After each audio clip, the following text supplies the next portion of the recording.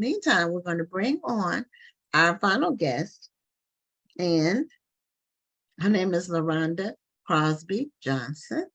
She is a children's author, and some of you may recall that we have launched the Black Authors Matter Children's Book Box project, and LaRhonda's book called Natural Nia is one of the books in the middle schoolers section that people can opt for with their subscription. So if you haven't had an opportunity to go look at the books that are available and to subscribe, go to blackauthors.matterbookbox.com, and all the information is there. So LaRhonda, I guess she switched devices or whatever, so I have to bring her back on again. And we welcome her to Black Authors Matter TV. And Curtis Steverson, he got the answer to the question that we asked for the trivia. Is instead of graphic novel, Chuck D calls it a nappic grovel. So yeah, and look, he tried 3 times, but he got it. He finally got it. So Curtis Steverson, you win the book for this week. So it will be in the mail to you. And we want to welcome LaRhonda Crosby-Johnson to Black Authors Matter TV. Hi. Hello. Thank you for having me. Welcome to the show. Thank you so much. And congratulations on your book. Do you have a copy of Natural Nia with you that you can show the author? Oh, there it is right there. And she was a finalist. Come on, Dashiki and Afro. Yeah. Right. She's a finalist last year, I believe, when it was called the Pinckney, but we changed it to the Black Authors Matter Children's Book Awards. And so you were a finalist in the teen, what category were you in? Motivation, or was it social commentary? Social justice. It was social commentary / justice. So congratulations on that, on being a finalist, and also for being included in the offerings for the children's book box. And we look forward to people selecting your book. Among the many books that are listed, there are more in the launch kit that you get to select. It's about 25 books that people get to choose from, and they are categorized by age group, by reader level. So, and they're all from African-American authors. Most of them were either finalists or winners for the Black Authors Matter Children's Book Awards. So they have all been assessed and evaluated by a team of judges. And so all of the books are very good. And they focus on topics that are relevant right now. They're relatable. So you have Natural Nia as your book, and she has a fro and a dashiki. Yeah. And tell us about Natural Nia and what the book is about. And it's for middle schoolers, it's for that age group. Yeah, anywhere from 12 and up. I've had a lot of feedback from adults even who are enjoying it. So Natural Nia takes place in the 70s Black Power movement.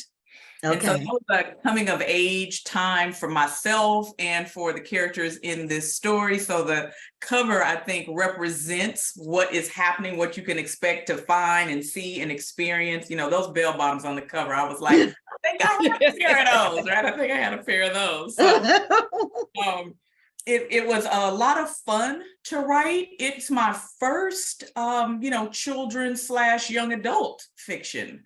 I had not written in that genre before. So that was, allowed me to expand a little bit. Well, I always like to ask adults who write young adult fiction or children's fiction, how do you get in the mind of a young person so you can make this story readable and believable? Yes. And my first thought is, I think that I still am 12 years old inside my mind. And so it was a little easier for me. I remember that time in my life so well. I've spent a lot of time working with children, primarily middle school. I was a sexuality education teacher and history teacher and all that. So for years, I was in middle schools with, 12, 13, 14-year-olds. And then what I did for Natural Nia, because I had that same question, Dr. Rhonda, like, okay, this is what I think a 12-year-old and a 16-year-old might be thinking, saying, but I am far from either of those ages. I had some 12, 13, and 14-year-olds read it for me. And when they connected to the story the way I envisioned the story, I was like, okay, got it. Let's go with it, But yeah, I ran it by some 12, 13, 14-year-olds to see if it would resonate with them, and even though they weren't even born during this time, some of them were able to find lessons in this story that they could apply to their lives right now. So that was just added, icing on the cake for me as a writer. There you go. Well, a lot of adults are reading the young adult books. Oh, yeah. A lot of it is that they tend to be a little shorter in terms of the word count and the length, and people are busy, and a lot of people are looking for shorter reads where the story kind of wraps up. You can read it in one sitting and it wraps up, where it's not an extended story. So that's, and the young adult genre has really blossomed. It really has. I love it. Yeah, I love it. Yeah, because it really wasn't a thing when we were first selling books, because we had a store for years, and it wasn't a thing. We closed our store in 2010. We had one from 2001 to 2010, and we sold children's books and adult books, but there was very little that came across our sort of our space or our consciousness that authors and publishers were pitching to that age group. It was either children or adults. Yeah. And so it's really, really exploded. Yeah, that gap has filled in, because it was a struggle there for many years to find something, for that middle age group. Right. But yeah, now there's a lot. And Natural Nia was the book I would have loved to have read when I was in middle school. I would have, grabbed this right off the shelf. But that's a good way to draw from it. Think about the books you wanted at that age and then start from there. Yeah. And that was one of the things I was just sharing with a group of writers the other day, Black female writers, about what we had to read at a certain time, because there was this void of books and characters that resembled us. And so, luckily that has, fortunately that has changed a lot. And I'm just, I'm so honored to have Natural Nia as a part of that, filling that space for young readers. So when you went as an educator, did you teach English? I did. I taught English, history, and sexuality education for a number of years. Yeah. Okay. So when you wrote Natural Nia, were you still teaching? No, I actually stopped right before that. I got out of classrooms in 2018, I think it was, because I wanted to devote more time to writing.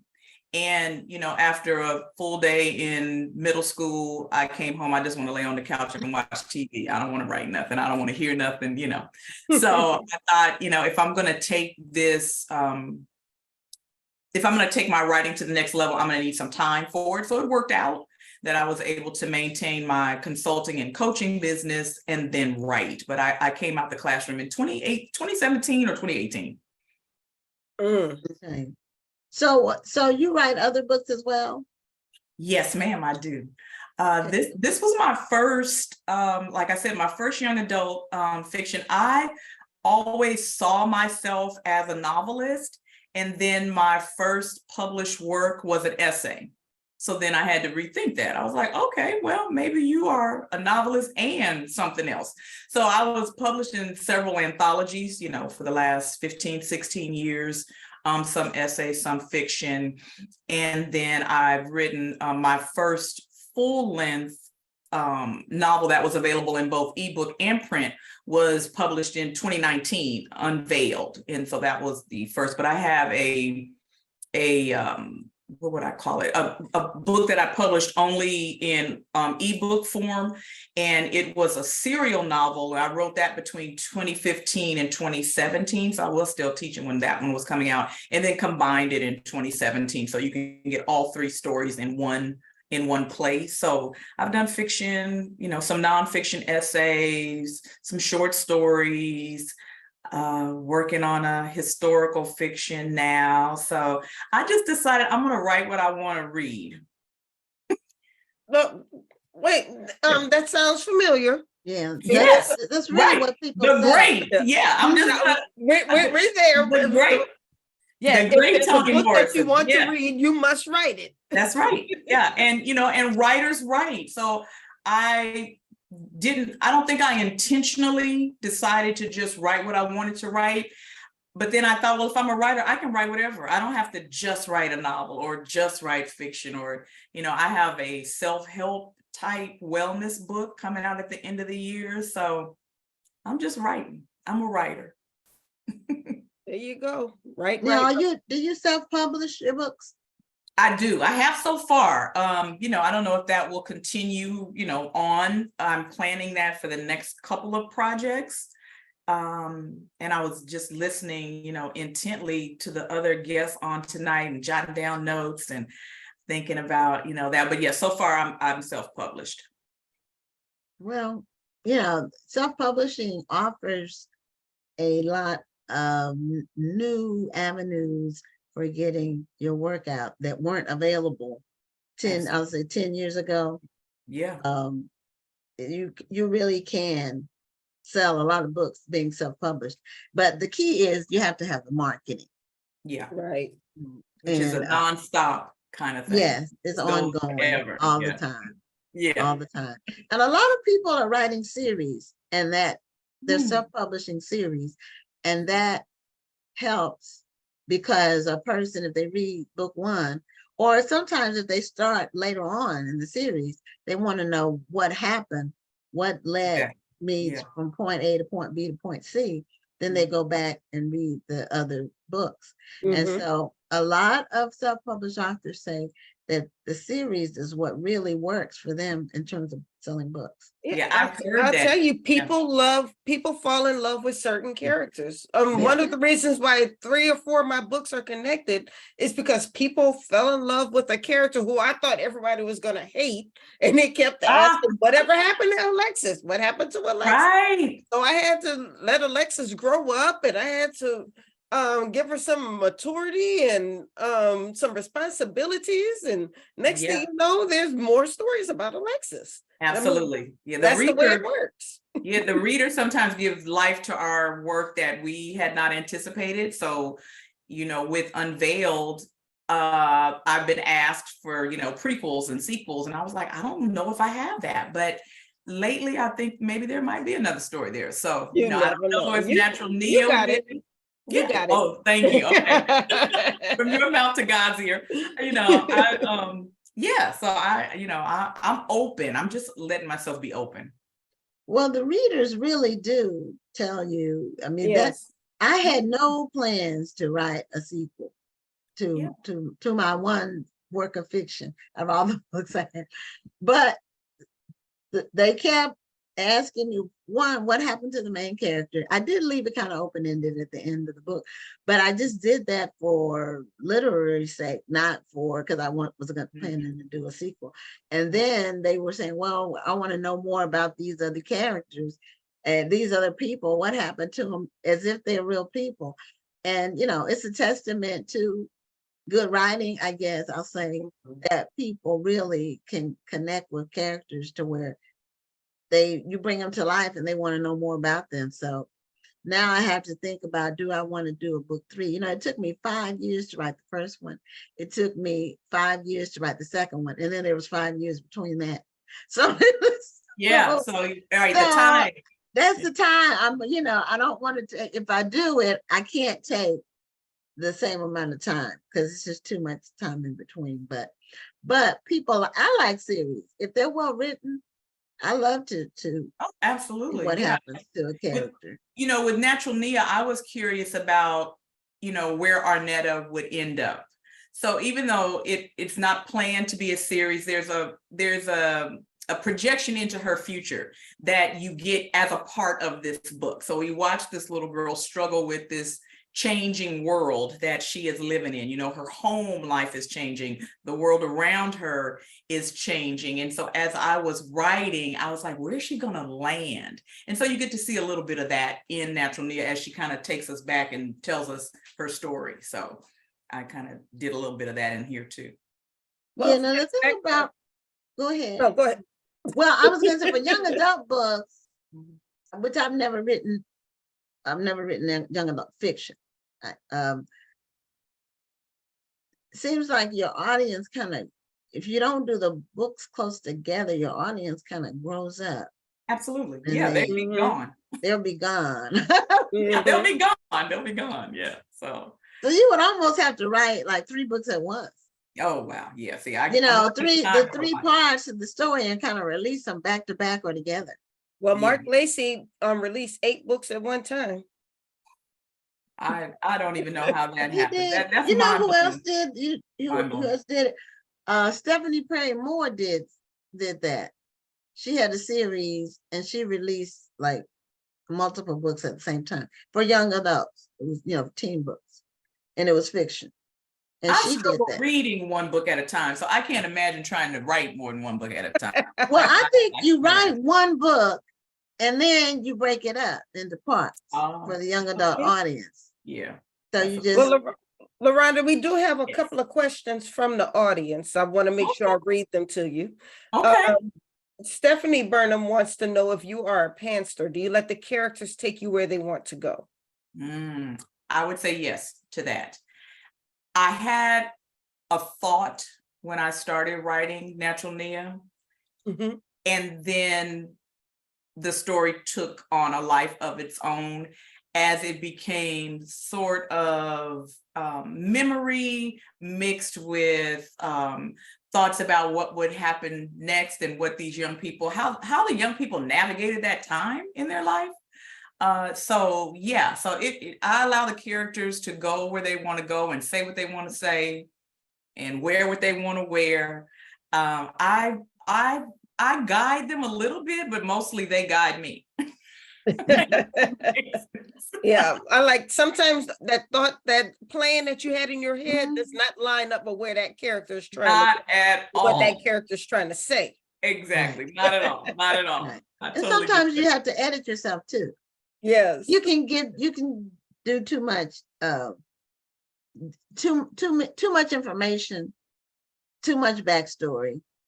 And so sometimes you have to edit that. And some books you read where the person, they meant well who wrote it, but it's just too much detail. It's too much description. I don't need to know, like the fact that the pants were blue is fine, but I don't need to know the pocket size and that I don't need to know all of those details. That's just extra words. And sometimes I wonder if people do that to fill in words. But anyway. They have a word count they have to meet. And so. Yeah. And you're right, though. Sometimes it is trying to meet that word count. Okay, now the other question came from Dira R. Jones Williams. She asked if you can talk about Unveiled. Sure. I can talk about Unveiled. Unveiled is the story of a young woman who is a New Orleans attorney. She was born and raised in a small town, which of course is all of my making because it's a fiction book. And she has to return to that town for the burial of her brother. As she comes back to the town, she discovers that what she thought was true about her family might not be. She finds out, I don't want to give too much away for those that are who are with us tonight. They might want to read it, but she finds out that the things that she thought were true about herself and her family weren't as true as she thought they were. So this is a story of self-discovery. There's mystery, there's some romance, but it's really the revelations that Morgan, that's the main character's name, finds out about herself that really changed the course of her life. So thank you. Now, do you have a copy of Unveiled? Is that it? I do. I got everything. Okay. I see you. So people can see the cover. So when they go online to take a look. I'm trying not to let it pick up glare, but yeah, that's the cover for Unveiled. I like the cover, and I like the fact that you have the mask right there. It does remind me of New Orleans. So thank you for that. You're more than welcome. You're more than welcome. Yeah. What you know about New Orleans, Miss California? Well, that is so interesting. And I didn't know a lot about New Orleans before I wrote this book, right? Okay. I think before I wrote Unveiled, I was discovering New Orleans as that book was being written. So, I've been asked, why was Unveiled set in New Orleans? And my answer was and is, that's the only place this story could take place. Like, this story came in New Orleans, so I had to leave it there. I didn't know, I had to search and library and internet and talk to people that I know. There's a huge Louisiana group of folks in California. So, that is quite true. I'm from New Orleans. I have. Are you okay? Oh yeah. So I just had to get on the phone and call a few people's mama, and that helps. Well, half of Louisiana is in Houston or Texas, but a lot of them in Houston. Yeah, and it was already a large segment before Katrina, but a lot of people came here because they were fleeing Katrina, and they stayed. Yeah. New Orleans, a lot of people from Louisiana. And I hadn't even had a chance to tell Rhonda this. My daughter Sylvia was in New Orleans last weekend for her bachelorette gathering. She's in a wedding, a friend's wedding next month. So they went to New Orleans for the weekend for their bachelorette thing. And they said there were a lot of bachelorette groups there. That they met there, that were there for their bachelorette event. Yeah, a lot of people like to go to New Orleans for their bachelorette parties. I mean, it's a fun city to party in. I've seen some nice pictures. Yeah, I visited before Katrina, and actually after I'd written Unveiled was my first time in New Orleans. But I was so glad to have been there. And whereas Unveiled, the story was rooted in a place, Natural Nia, I didn't so much, put it in one specific place. I allowed it to be about the folks and not so much about the place. So, if this story can be wherever you want it to be, or wherever you need it to be. Okay. Yeah. So I've had people from certain places say, "Oh, this was about my town," and then other people say, "Oh no, that was about my town." I'm like okay. But you know what? That's good that you had just enough to where everybody felt like they can identify. Exactly. Right. There's a book called The 5 People You Meet in Heaven. Yeah. And the city that everything took place in was a fictional city, but it was written in such a way that everybody felt that it felt familiar. Yeah. So I like the fact that you were able to do that. Yeah. So what's next for you in terms of your writing? Well, I'm working on a story now that is coming to me in phases, if that makes any sense. And so I have the third part and the first part finished, and I'm just, taking deep breaths and waiting on the middle part to show up. In the middle. Yeah, I can't wait to find out myself. So I'm working on that. And then, as I mentioned, I have a historical fiction that is just like in a really rough draft form. And so it's going to take all of next year and probably the year after that to get it ready. But that will be what, late 25, 26 maybe for me. But right now I'm working on this. But take your time with that historical fiction. Oh my gosh. Yeah. I was so happy to hear about that timeline. Yeah, you're going to get it too, right? Yeah. I'm going to get it. I'm buying that as soon as I'm going to the store. That's what is the app store. I'm going to the app store. But yeah. I will tell you, don't go to the app store. Go to the website. because it's a little easier to find that way. Oh, cool. Okay, Yeah. thank you. Thank you. And sometimes they might have a free download for a trial period. Yeah, 14-day free trial That's period. a good point. Yeah, I think Oh, I love anything that that. can help me with timelines, I need it, because that is like the struggle for me. I have, paper all around the room with dates. It can be a lot. So I'm happy to have anything that can support that. So that's what's next for me, and as well as being able to facilitate some writing workshops. So I've been doing that as well. So that's been pretty cool. Well, once again, congratulations on being a finalist, and for the Black Authors Matter Children's Book Awards, and just congratulations on all the work that you're doing. I appreciate you. We look forward to more things from you that at the same level of excellence, and we know that they will. Thank you so much for tonight and for including Natural Nia in all the work that you all are doing. It's huge honor for me. So I appreciate you all. And you can get it everywhere. So Natural Nia and Unveiled are everywhere. So. Well, we did put your website in the chat as well. And I see there's a lot of other services on your website as well. So make sure you go there, find out what LaRhonda is doing, stay connected, and continue to support these books. Yeah. Thank you all so much. Thank you. You have a great night. Take care. You too. Bye-bye. Bye-bye.